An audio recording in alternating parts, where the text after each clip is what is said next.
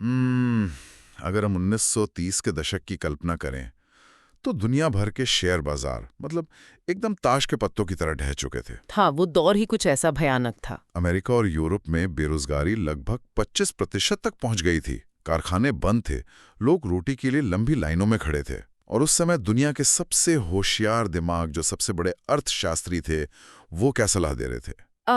उनकी सलाह थी कि कुछ मत करो। बिल्कुल, वो कह रहे थे कि बस इंतजार करो, बाजार खुद ब खुद ठीक हो जाएगा। और देखिए, ये कोई क्रूरता नहीं थी। मतलब ये उस समय के आर्थिक विज्ञान का एकदम स्थापित सत्य था। उन्हें सच में लगता था कि मंदी एक प्राकृतिक प्रक्रिया है ना, जो समय के साथ अपने आप ठीक हो जाएगी। लेकिन वो ठीक नहीं हो रही थी। और यहीं से हमारी आज की इस गहरी पड़ताल की शुरुआत होती है। जो पेज नंबर 539 पर मौजूद है। और मैं बता दूं, ये कोई आम सारांश नहीं है। एकदम सही। ये इस बात का एक तरह से दस्तावेज है कि कैसे अर्थशास्त्रियों ने अपनी सबसे बड़ी, सबसे भयानक गलतियों से सीखा है। मतलब कैसे जब जब दुनिया किसी गहरे आर्थिक संकट में फंसी है, तब तब मैक्रो इकोनॉमिक्स को खुद को पूरी तरह से फिर से इजाद करना पड़ा है। और यहाँ सबसे दिलचस्प बात यह है कि ये सिर्फ सिद्धांतों का कोई बोरिंग पुलिंदा नहीं है। ये एक बहुत ही रोमांचक कहानी है। ये दिखाती है कि दुनिया का पैसा चलाने वाले जो मॉडल्स हैं, वो समय समय पर आने वाले संकटों और नई सोच के टकराव से कैसे बने हैं, और क्यों वे अक्सर अचानक, मतलब पूरी तरह से फेल हो जाते हैं। तो आज की चर्चा हर उस इंसान के लिए है जो ये समझना चाहता है कि दुनिया को चलाने वाले आर्थिक नियम कोई पत्थर की लकीर नहीं है। तो चलिए उसी 1930 के दशक के द ग्रेट डिप्रेशन या महामंदी के दौर से कहानी शुरू करते हैं। बिल्कुल, वहीं से शुरुआत होती है। आपने कहा कि पुराने अर्थशास्त्री मानते थे कि बाजार खुद ठीक हो जाएगा। उनके इस विश्वास का आधार क्या था? मतलब वो कौन सा मैकेनिज्म था जिस पर वे इतना आंख बंद करके भरोसा कर रहे थे? उनका तर्क बहुत सीधा था। क्लासिकल अर्थशास्त्रियों का मानना था कि अगर अर्थव्यवस्था में बेरोजगारी है तो इसका सीधा सा मतलब है कि काम करने वाले ज्यादा हैं और नौकरियां कम। सप्लाई ज्यादा है। हाँ, ऐसे में बाजार के नियम के अनुसार मजदूरों की मजदूरी कम हो जानी चाहिए, और जब मजदूरी सस्ती हो जाएगी तो कंपनियां फिर से ज्यादा लोगों को काम पर रख लेंगी। अच्छा, तो बेरोजगारी अपने आप खत्म हो जाएगी? बिल्कुल, यही उनका मानना था। यानी सब कुछ कीमतों के ऊपर नीचे एडजस्ट होने का खेल था। लेकिन महामंदी में तो ऐसा हुआ ही नहीं। एकदम नहीं हुआ। बेरोजगारी सालों तक 25% पर ही अटकी रही। और तब जॉन मेनार्ड कीन्स नाम के ब्रिटिश अर्थशास्त्री की एंट्री होती है और वो पूरी व्यवस्था को झकझोर कर रख देते हैं। कीन्स ने ऐसा क्या देखा जो पुराने दिग्गजों को दिखाई नहीं दे रहा था? कीन्स ने इंसानी मनोविज्ञान को देखा। 1936 में आई उनकी थ्योरी ने ये स्थापित किया कि देखिए, बाजार कोई मशीन नहीं है जो हर बार अपने आप संतुलन में आ जाए। मशीन नहीं है? नहीं, उन्होंने एक बहुत ही दिलचस्प कॉन्सेप्ट दिया जिसे एनिमल स्पिरिट्स कहा जाता है। Animal spirits? ये तो किसी रहस्यमयी आत्मा का नाम लगता है। नाम से ऐसा ही लगता है, लेकिन ये कोई आत्मा नहीं है, बल्कि ये निवेशकों और उपभोक्ताओं के सामूहिक मूड, उनके डर और उनके भरोसे को दर्शाता है। अच्छा। कीन्स ने कहा कि जब बाजार में खौफ का माहौल होता है तो ये एनिमल स्पिरिट्स नकारात्मक हो जाते हैं। लोग खर्च करना बंद कर देते हैं, भले ही चीजें कितनी भी सस्ती क्यों ना हो जाएं। तो अगर मुझे डर है कि अगले महीने मेरी नौकरी जा सकती है, तो मैं आज कोई नया टीवी या कार नहीं खरीदूंगा, चाहे उस पर कितना भी भारी डिस्काउंट क्यों ना मिल रहा हो। एकदम सही एनालॉजी है। और यहीं से उनका दूसरा बड़ा सिद्धांत निकल कर आता है, द मल्टीप्लायर। द मल्टीप्लायर, ये क्या है? ये एक तरह का, कह सकते हैं, भयानक चेन रिएक्शन है। जब आप डर के मारे टीवी नहीं खरीदते तो टीवी बनाने वाली फैक्ट्री का माल नहीं बिकता। हाँ, तो फैक्ट्री मालिक अपना उत्पादन कम कर देगा। हाँ, और उत्पादन कम करने के लिए वो कुछ मजदूरों को निकाल देगा। अब सोचिए, उन मजदूरों की आमदनी तो शून्य हो गई। अरे हाँ, तो वे लोग राशन और कपड़े खरीदना भी कम कर देंगे। बिल्कुल, तो उस राशन की दुकान वाले की कमाई गिर गई और वो भी अपना खर्च कम कर देगा। मतलब ये तो एक पूरा दुष्चक्र बन गया। अर्थव्यवस्था नीचे की तरफ एक स्पाइरल गति में या स्पाइरल में गिरने लगती है। और क्लासिकल अर्थशास्त्रियों का जो घिसा पिटा जवाब था कि ब्याज दरें कम कर दो तो लोग फिर से उधार लेकर खर्च करेंगे, वो भी यहाँ पूरी तरह फेल हो जाता है। क्यों? ब्याज दर कम होने से तो लोन सस्ता होता है ना? होता है, लेकिन कीन्स ने इसे लिक्विडिटी प्रेफरेंस का नाम दिया। भारी अनिश्चितता के समय में लोगों को पैसा निवेश करने या खर्च करने के बजाय उसे नकद रूप में, मतलब अपने गद्दे के नीचे या बैंक खाते में रखना ज्यादा सुरक्षित लगता है। आप ब्याज दर को शून्य भी कर दें, डरा हुआ इंसान उधार लेके कोई नया व्यापार शुरू नहीं करेगा। तभी कीन्स ने वो बहुत ही मशहूर बात कही थी, in the long run we are all dead. मतलब लंबे समय में तो हम सभी मर जाते हैं। हाँ, ये उनका सबसे फेमस कोट है। उनका सीधा सा मतलब था कि हम बाजार के खुद ब खुद ठीक होने का दशकों तक इंतजार नहीं कर सकते। जब अर्थव्यवस्था एक गहरे गड्ढे में गिर चुकी हो, जहां प्राइवेट सेक्टर एकदम लकवाग्रस्त हो, वहां सरकार को खुद आगे आकर पैसा खर्च करना होगा। बिल्कुल, चाहे उसके लिए उन्हें गड्ढे खोदने और भरने के लिए ही लोगों को नौकरी क्यों न देने पड़े। सही कहा, ताकि लोगों के हाथ में पैसा आए और वो जो मल्टीप्लायर इफेक्ट था वो उल्टी दिशा में काम करना शुरू करे। एकदम। और इसी विचार ने आधुनिक मैक्रो इकोनॉमिक्स को जन्म दिया। सरकारों को अर्थव्यवस्था में हस्तक्षेप करने का एक अकादमिक और नैतिक अधिकार मिल गया। लेकिन मुझे यहाँ एक अड़चन दिखाई देती है। मतलब महामंदी खत्म हुई, दूसरा विश्व युद्ध आया और चला गया। 1950 का दशक आते आते दुनिया फिर से पटरी पर लौट आई थी। हाँ, शांति का दौर था। तो अब अर्थशास्त्रियों के सामने ये दुविधा रही होगी कि कीन्स के जो आपातकालीन उपाय थे, उनका सामान्य दिनों के स्थिर बाजार के साथ कैसे तालमेल बिठाया जाए। ये एक बहुत ही सटीक अवलोकन है। अर्थशास्त्रियों के सामने ठीक यही चुनौती थी। तो उन्होंने क्या किया? देखिए, एक तरफ कीन्स के विचार थे जो मंदी से निपटने के लिए बेहतरीन थे, और दूसरी तरफ पुराने क्लासिकल विचार थे जो लंबे समय में एक स्थिर अर्थव्यवस्था को समझाने में बहुत कारगर थे। इन दोनों को मिलाने का काम किया पॉल सैमुएल्सन जैसे दिग्गजों ने। पॉल सैमुएल्सन। हाँ, और इसी वैचारिक संगम को नियो क्लासिकल सिंथेसिस कहा गया। सिंथेसिस यानी दो चीजों को मिलाना। तो ये कोई वैचारिक समझौता था। उन्होंने इन दोनों अलग अलग दिशाओं में जाने वाली सोच को एक ढांचे में कैसे पिरोया? उन्होंने समय के पैमाने का इस्तेमाल किया। नियो क्लासिकल सिंथेसिस ने ये मान लिया कि अल्पावधि में, यानी शॉर्ट टर्म में, कीमतें और मजदूरी लचीली नहीं होती। अच्छा। इसलिए छोटे समय के झटकों से निपटने के लिए कीन्स के तरीके जैसे सरकारी खर्च बढ़ाना जरूरी है। लेकिन दीर्घावधि में, यानी लॉन्ग टर्म में, बाजार खुद को एडजस्ट कर लेता है और तब क्लासिकल अर्थशास्त्र के नियम लागू होते हैं। मतलब दोनों बातों को सही मान लिया, बस समय अलग अलग कर दिया। बिल्कुल। और इस सोच को गणितीय रूप देने के लिए एक बहुत ही प्रसिद्ध टूल बनाया गया, ISLM मॉडल। ISLM?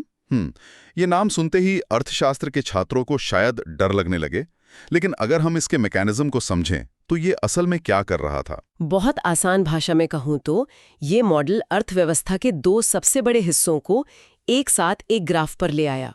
कैसे? IS वाला हिस्सा वास्तविक अर्थव्यवस्था को दर्शाता है, यानी कारखाने, निवेश और बचत, और LM वाला हिस्सा वित्तीय बाजार को दर्शाता है, यानी पैसे की आपूर्ति, लिक्विडिटी और ब्याज दरें। अर्थशास्त्रियों को लगा कि उन्होंने एक ऐसा डैशबोर्ड बना लिया है जहां वे साफ साफ देख सकते हैं कि अगर हम मनी सप्लाई थोड़ा सा बढ़ाते हैं तो ब्याज दर कितनी गिरेगी और उससे निवेश कितना बढ़ेगा। रुको, ये तो ऐसा लग रहा है जैसे वे किसी मशीन या हवाई जहाज का कंट्रोल पैनल चला रहे हों। क्या उन्हें वाकई भ्रम हो गया था कि वे ब्याज दर के नॉब को थोड़ा सा घुमाकर या टैक्स के बटन को दबाकर पूरी राष्ट्रीय अर्थव्यवस्था को एकदम फाइन ट्यून कर सकते हैं? ये कोई भ्रम नहीं था। उस समय का ये एक अटूट विश्वास था। 1960 के दशक तक आते आते इसे अर्थशास्त्र का स्वर्ण युग या गोल्डन एज कहा जाने लगा था। अरे वाह! नीतियां बनाने वालों को लगा कि उन्होंने अर्थव्यवस्था नाम के इस जंगली जानवर को पूरी तरह से वश में कर लिया है। उनका मानना था कि अब कभी कोई महामंदी आ ही नहीं सकती। मतलब उन्हें लगा कि वो बेरोजगारी और महंगाई के बीच हमेशा एक परफेक्ट संतुलन बना सकते हैं। हाँ, बिल्कुल। लेकिन इतिहास गवाह है कि जब इंसानों को लगने लगता है कि उन्होंने प्रकृति या अर्थशास्त्र के सारे रहस्य सुलझा लिए हैं, तभी सबसे बड़ा तूफान आता है। और ये तूफान आया 1970 के दशक में। इस सिंथेसिस के खूबसूरत महल पर एक ऐसा प्रहार हुआ जिसने सब कुछ ढहा दिया। सही कहा। और वो तूफान था स्टैगफ्लेशन। ये ऐसी स्थिति थी जिसे ISLM मॉडल और उस समय के किसी भी ढांचे के अनुसार बिल्कुल असंभव माना जाता था। स्टैगफ्लेशन, जहां तक मुझे याद है, पुराने मॉडल्स एक ट्रेड ऑफ मानकर चलते थे। मतलब अगर अर्थव्यवस्था तेजी से बढ़ रही है और रोजगार ज्यादा है तो महंगाई बढ़ेगी, और अगर मंदी है, बेरोजगारी है, तो महंगाई कम होगी। दोनों एक साथ नहीं बढ़ सकते। बिल्कुल। इसे फिलिप्स कर्व के नाम से जाना जाता था। लेकिन 70 के दशक में अचानक एक साथ दो चीजें हुई। तेल के दामों में भारी उछाल आया, जिसे ऑयल शॉक कहते हैं। हाँ, तो महंगाई आसमान छूने लगी और ठीक उसी समय आर्थिक विकास रुक गया और बेरोजगारी भी बहुत तेजी से बढ़ने लगी। महंगाई और मंदी एक साथ। जी, पुराने अर्थशास्त्रियों के डैशबोर्ड की सारी लाल बत्तियां जल उठीं, लेकिन कोई भी बटन काम नहीं कर रहा था। तो जब वो डैशबोर्ड काम नहीं कर रहा था, तब कौन आगे आया? क्या किसी ने इस विफलता की भविष्यवाणी पहले से की थी? मिल्टन फ्रीडमैन पहले ही चेतावनी दे रहे थे कि सरकारें जो ये फाइन ट्यूनिंग करने की कोशिश कर रही हैं, ये एक बहुत खतरनाक खेल है। लेकिन इस पूरी पुरानी सोच के ताबूत में आखिरी कील ठोकी रॉबर्ट लूकस ने। उनके प्रहार को रैशनल एक्सपेक्टेशंस क्रिटिकी या लूकस क्रिटिक कहा जाता है। इसने सच में मैक्रो इकोनॉमिक्स का पूरी तरह से काया पलट कर दिया। ये नाम बहुत भारी भरकम है, रेशनल एक्सपेक्टेशंस। इसका असल मतलब क्या है? लुकास किस बात से इतने खफा थे? लूकस की आलोचना इस बात पर थी कि पुराने मॉडल इंसानों को बेवकूफ या बस मशीन के पुर्जे मानकर चलते थे। मशीन के पुर्जे? हाँ, पुराने मॉडल्स का सोचना था कि अगर सरकार बेरोजगारी कम करने के लिए अचानक बहुत सारा पैसा छापती है और खर्च करती है, तो लोग चुपचाप उस पैसे को लेंगे और खर्च करेंगे, जिससे फैक्ट्रियां उत्पादन बढ़ाएंगी और नौकरियां पैदा होंगी। लेकिन इंसान मशीन तो नहीं है। वे भविष्य के बारे में सोचते हैं। ठीक, यही लुकास का तर्क था। इंसान रेशनल यानी तार्किक होते हैं और वे भविष्य की एक्सपेक्टेशंस यानी उम्मीदें बनाते हैं। अगर सरकार पैसे छाप रही है तो मजदूरों और उनके यूनियनों को तुरंत समझ आ जाएगा कि भाई भविष्य में महंगाई आने वाली है। तो वे इस बात का इंतजार नहीं करेंगे कि पहले महंगाई आए और फिर वे ज्यादा वेतन की मांग करें। वे कहेंगे कि भैया अगले साल महंगाई आने वाली है, हमारा वेतन आज ही बढ़ाओ। एकदम सही पकड़े हैं। और जब कंपनियां मजदूरों को ज्यादा वेतन देंगी तो वे अपने उत्पादों के दाम तुरंत बढ़ा देंगी। नतीजा क्या होगा? नतीजा ये होगा कि फैक्ट्रियों में कोई नया उत्पादन नहीं होगा, कोई नई नौकरी नहीं बनेगी, सिर्फ और सिर्फ चीजों के दाम बढ़ जाएंगे। बाप रे। लूकास ने गणितीय रूप से साबित कर दिया कि अगर नीतियां बनाने वाले लोगों की तार्किकता और उनकी भविष्यवाणियों को अपने मॉडल्स में शामिल नहीं करते, तो वे मॉडल्स पूरी तरह से कचरा हैं। ये तो अर्थशास्त्रियों के लिए एक बहुत बड़ा झटका रहा होगा। मतलब लूकास ने उन्हें वापस जीरो पर लाकर खड़ा कर दिया। तो इसके बाद क्या हुआ? 1980 और 90 के दशक में इस भारी उथल-पुथल के बाद शोध किस दिशा में गया? अर्थशास्त्र में सर्वसम्मति बहुत मुश्किल से मिलती है। 80 और 90 के दशक में वे दो बड़े और बिल्कुल अलग खेमों में बंट गए। कौन-कौन से खेमे? एक तरफ थे न्यू क्लासिकल्स और दूसरी तरफ थे न्यू कीनेजियंस। दोनों ही खेमों ने रैशनल एक्सपेक्टेशंस को तो मान लिया था, लेकिन अर्थव्यवस्था क्यों डगमगाती है, इस पर उनकी सोच बिल्कुल अलग थी। चलिए पहले न्यू क्लासिकल्स की बात करते हैं। उनका क्या नजरिया था? न्यू क्लासिकल्स, जो एक तरह से पुराने फ्री मार्केट विचारों का ही नया और बेहद गणितीय रूप थे, उनका मानना था कि अर्थव्यवस्था में जो भी मंदी या तेजी आती है वो सरकार की नीतियों या पैसे की कमीबेशी से नहीं आती। अच्छा। तो फिर किससे आती है? बल्कि वो मुख्य रूप से टेक्नोलॉजी शॉक्स की वजह से आती है। टेक्नोलॉजी शॉक्स मतलब जैसे अचानक कोई नई तकनीक आ जाए जिससे उत्पादन बहुत बढ़ जाए। हाँ, या फिर कोई कच्चा माल अचानक महंगा हो जाए, जैसे 70 के दशक में तेल हुआ था। इसे उन्होंने रियल बिजनेस साइकिल थ्योरी कहा। उनके अनुसार बाजार हमेशा संतुलन में रहता है। अगर मंदी आ रही है तो वो भी बाजार का नई परिस्थितियों के हिसाब से एक तार्किक एडजस्टमेंट है। मुझे ये बात कुछ हजम नहीं होती। मतलब अगर मंदी के दौरान लाखों लोग बेरोजगार हैं, तो क्या न्यू क्लासिकल्स ये मान रहे थे कि लोग अपनी मर्जी से छुट्टी पर बैठे हैं क्योंकि फिलहाल काम करने का कोई फायदा नहीं है? हाँ, एक तरह से उनका गणित यही कह रहा था। ये तो हकीकत से बहुत दूर लगता है। शायद न्यू कीनेशियंस भी यही सोचते होंगे। बिल्कुल। न्यू कीनेशियंस ने इसी बात पर न्यू क्लासिकल्स का कड़ा विरोध किया। उनका फोकस इस बात पर था कि बाजार इतनी जल्दी और इतनी आसानी से खुद को एडजस्ट क्यों नहीं कर पाता। तो उन्होंने क्या वजह बताई? उन्होंने मार्केट फ्रिक्शन यानी बाजार की रगड़ या रुकावटों का अध्ययन किया। उनका सबसे बड़ा सिद्धांत था स्टिकी वेजेस और स्टिकी प्राइसेस। स्टिकी यानी चिपचिपा या अटका हुआ, इसे अगर हम किसी एनोलॉजी से समझें, अर्थशास्त्र की किताबों में अक्सर रेस्टोरेंट के मेनू का उदाहरण दिया जाता है कि दाम बदलना महंगा होता है। हाँ, मेनू कॉस्ट। लेकिन मुझे लगता है आज के डिजिटल दौर में इसे एक सॉफ्टवेयर सब्सक्रिप्शन या क्लाउड कंप्यूटिंग के कॉन्ट्रैक्ट से बेहतर समझा जा सकता है। ये एक बहुत ही शानदार एनालॉजी है। इसे थोड़ा और खोलकर समझाइए। देखिए, अगर बाजार में अचानक कोई मंदी आ जाए तो कोई कंपनी अपने सर्वर का खर्च या सॉफ्टवेयर का दाम रातों रात कम या ज्यादा नहीं कर सकती। सही बात है। वे ग्राहकों या वेंडर्स के साथ 1 साल के कॉन्ट्रैक्ट में बंधे होते हैं। ठीक उसी तरह कर्मचारियों का वेतन भी एक कॉन्ट्रैक्ट के तहत तय होता है। आप सुबह उठकर ये नहीं कह सकते कि आज बाजार थोड़ा सुस्त है तो आज सबका वेतन 10% कम। और यही तो नियो कीन्जिन्स कह रहे थे, क्योंकि कीमतें और वेतन स्टिकी होते हैं, वे तुरंत नहीं बदलते। इसलिए जब बाजार को कोई झटका लगता है, चाहे वो मांग में कमी हो या कुछ और, तो कंपनियां दाम कम करने के बजाय उत्पादन रोक देती हैं और लोगों को नौकरी से निकाल देती हैं। हाँ, और यहीं से मंदी की शुरुआत होती है। इसलिए उनका मानना था कि सरकार का हस्तक्षेप अभी भी जरूरी है ताकि इस स्टिकी दौर में अर्थव्यवस्था को सहारा दिया जा सके। ये बहस तो बहुत ही तार्किक और गहरी लगती है। दोनों खेमे अपने अपने मॉडल्स को और ज्यादा उन्नत बना रहे थे, उनमें नई नई गणितीय समीकरण जोड़ रहे थे। बिल्कुल। तो क्या इतने जटिल शोध के बाद सदी के अंत तक आते आते उन्हें लगने लगा कि अब उन्होंने हर संभावित खतरे का नक्शा बना लिया है? इतिहास फिर से खुद को दोहरा रहा था। 2000 के दशक के शुरुआत में एक दौर आया जिसे द ग्रेट मॉडरेशन कहा जाता है। अच्छा। विकास दर स्थिर थी, महंगाई काबू में थी। अर्थशास्त्रियों को फिर से वही पुरानी बीमारी लग गई, अहंकार। उन्हें लगा कि उनके उन्नत न्यू कीनेशियन और न्यू क्लासिकल मॉडल्स ने मिलकर मैक्रो इकोनॉमिक्स की हर गुत्थी सुलझा ली है। और फिर आता है साल 2008, द ग्रेट रिसेशन। बिल्कुल।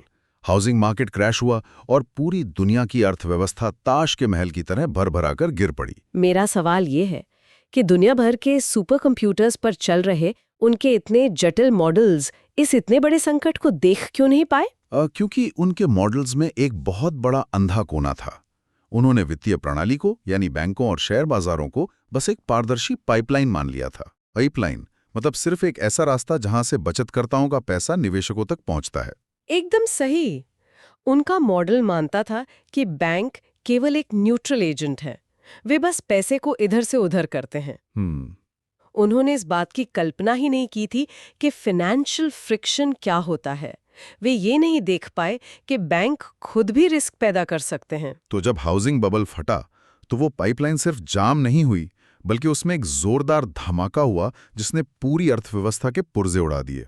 ठीक यही हुआ। 2008 के संकट ने अर्थशास्त्रियों को एक बार फिर से इस बात का एहसास कराया कि बड़े झटके लगने पर कोई भी ऑटोमेटिक रिकवरी नहीं होती।